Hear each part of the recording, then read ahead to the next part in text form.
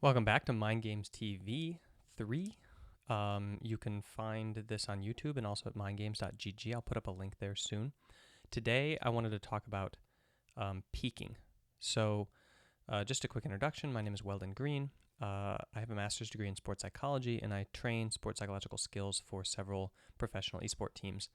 And I've been recently talking about my experience training CLG through MSG, and also then yesterday talking a little bit about sandbox mode in League of Legends and why I think it's important in terms of providing a platform for drill-based training for elite performers. And today I wanted to go into a little bit of what happened in the Gauntlet, which in League of Legends is the qualifying rounds for the third slot in the World Championship seed, or World Championship tournament seed.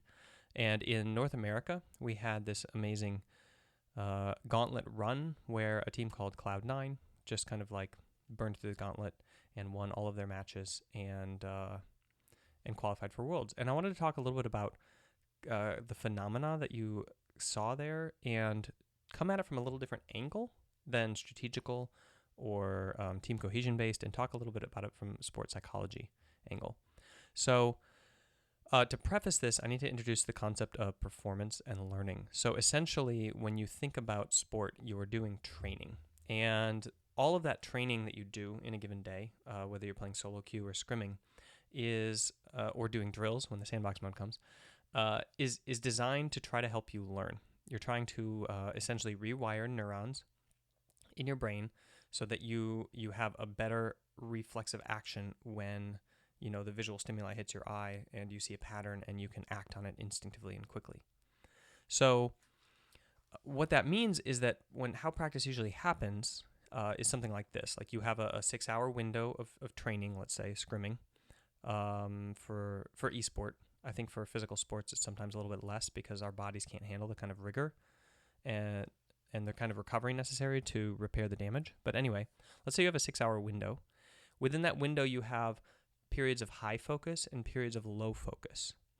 And those depend on some of your emotional content. Like if you're incredibly motivated, that's an emotion. And it's called inspiration. And so it will help you ramp up your focus.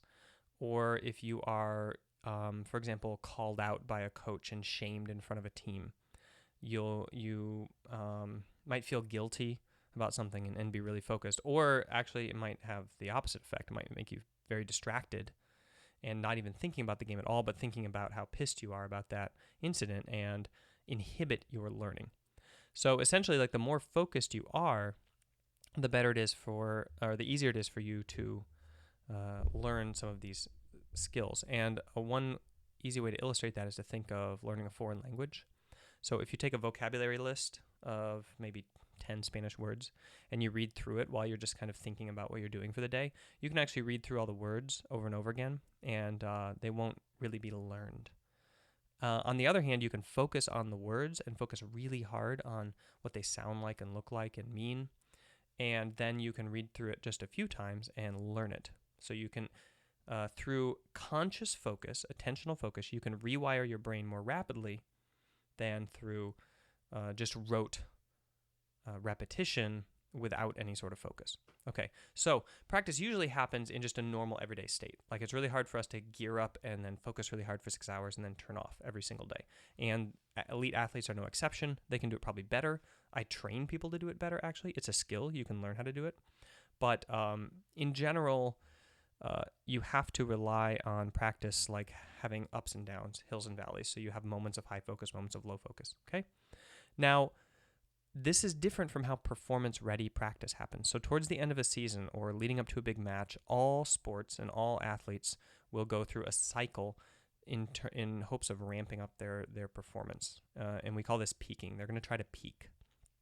And essentially what happens is an athlete will do less practice in a day, but they will do more intense practice. So they will have more focus during the practice, and that means that their sloppiness will decrease. Their amount of time reinforcing bad habits will decrease.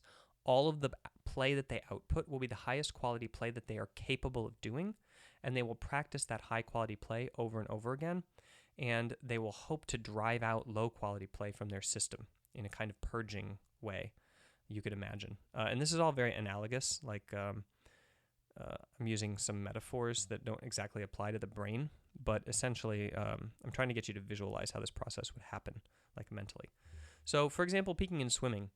When I was a swimmer, we would train tons and tons of yardage during the year, and then leading up to a major competition, we would try to peak, which means we would decrease the number of yards and we would increase the number of sprinting and really high intensity training, race-based training. We'd have a long warm-up, and then we'd have like a very short practice with all sorts of race speed training, and then we'd have a short cooldown and be done. In team sports, this works very similar.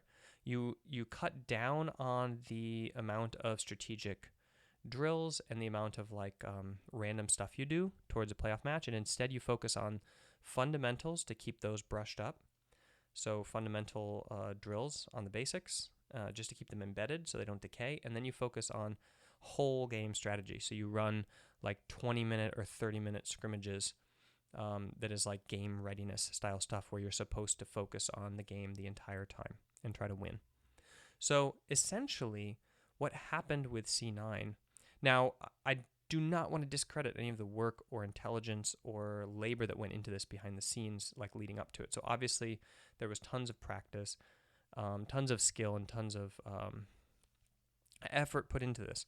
But adding to all of this, and remember, sports psychology is about that last 1% performance jump that lets you beat the other person who has mastered your sport. It's not at all about, a magic bullet that somehow like makes you good. It's about who wins when you have the two best in the world playing. Okay, so one thing that contributed to C9 peaking and triumphing over Team Liquid was this Gauntlet, and I think that both Sneaky and High have called attention to the fact that they played 18 competitive matches in a row. So let me lay out what this looks like for sports psychology. So the day before the Gauntlet, there was probably practice. I'm not really sure, but I would guess that maybe there was a bit more travel, so a bit less practice. So you already have a kind of rest and recovery state where you're not using your brain like really extensively for a huge amount of time, and so you need less recovery at night. And so recovery is a huge component of peaking, which is essentially like you wear down your physical and mental reserves, and then you rest them up, and when they recover, they go above what you previously were capable of. Okay, so then going into the first day of the Gauntlet, here we have Cloud9 playing 5 matches. Okay, 5 incredibly intense matches where they had loads of different hormones and chemicals like washing through their body and their brains and keeping them, including caffeine, by the way, and keeping them at an intense level of focus. So every single one of those games that they played on the first day of the Gauntlet was with nearly full intensity and full focus. And I would bet that they didn't really play any practice games beforehand or after. So what you have here is essentially, if you look at it, competition-ready practicing. You have a slight warm-up, really intense, high-quality, low-quantity training, where they were like striving their best to win, and then all of a sudden checking out and going and just recovering, okay, sleeping and getting ready for the next day. Then you have the exact same thing, repetition. So you have the next 5 matches, exact same thing. So now we have the third day, and notice that like essentially what's happening here is C9 is doing a training boot camp. The same thing that players try to get when they go to Korea. They try to up the difference in their lives. So like sitting in a gaming house in LA, you can get very relaxed. But when you go to Korea and you're serious about it, you can come into the games with much more intensity and much more focus and lead to better training. And C9 accomplished that in their Gauntlet, in their competitive matches. So they did a whole day of training, and then they recovered all that night, and then they went back the next day, and they did an entire day of training. And their mental reserves are recovering because they're not doing extended training. They're doing short, intense training, and then rest and recuperating. I'm assuming that they didn't go out drinking every night. And so their competition readiness is increasing. All of the stuff that they worked on for weeks at this point, this is when it really gels in strategic sport, is you train a bunch of disparate skills, and then you rest, you let your subconscious work on it, and you bring it all together into competition-style training matches, and it all starts to bear fruit as you kind of like work out the kinks of how it all fits together mentally and physically. And so that's what's happening. The second day, same thing, competition-ready performance and training, really intense matches, and they have all of the benefits of being on stage and having that wash of chemicals like keep them into the match and into full focus, and they perform, and then they check out and they rest and recover. Third day, same thing. Okay, so essentially what they're doing here is self-peaking. They're bringing their team up to a point where everything that they've trained has kind of been like put into practice, where they've had just 18 matches or 15 matches of nothing but competition.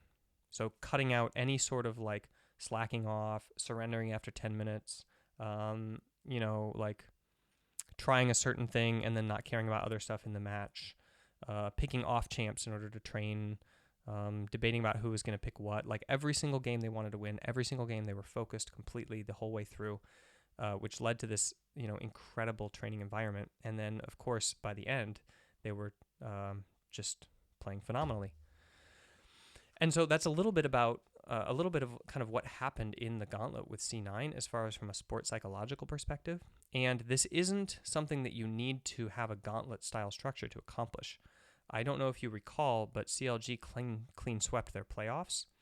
And part of what we were doing behind the scenes was what every coach does leading up to intense, playoff scenarios, is that they try to get their team to peak by cutting down volume and increasing intensity. And I believe that Chris and Tony, the coaches of CLG, kind of understand that concept fundamentally. And it's not something that you can do with as a coach. You have to create the environment for your team to do it for themselves, because obviously you can't go into a player's brain and turn it on and say, okay, now I want you to fully focus. I mean, if you could do that, coaching would be easy. So you have to essentially create an environment where players have the mental reserves, mental faculties, and the motivation to focus completely on the task at hand. And that's not something that's very easy.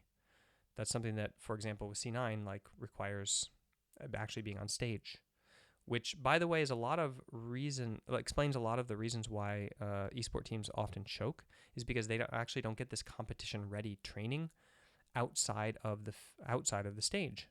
So they only train competition-ready playing on stage, which is why experience matters so much for LCS play, because you experience being on stage and you get better at the skills needed to perform on stage. But this is not a requirement to competition-ready training. You can create that kind of stressor in your training environment if you do it right. And that's something, for example, that I work on with teams, is how to create that training environment. And really professional coaches will also be able to execute on that and kind of ramp up the intensity to a really high amount and get player focus scaled up so that they can actually practice choking, in the living room, and then get better at handling it so that when they go on stage, it doesn't affect their play as much. So that's my take a little bit on what C9 brought to the table against Team Liquid in the Gauntlet, and why it was so fun to watch the progression through the Gauntlet and just see that crazy training kind of happen in front of us.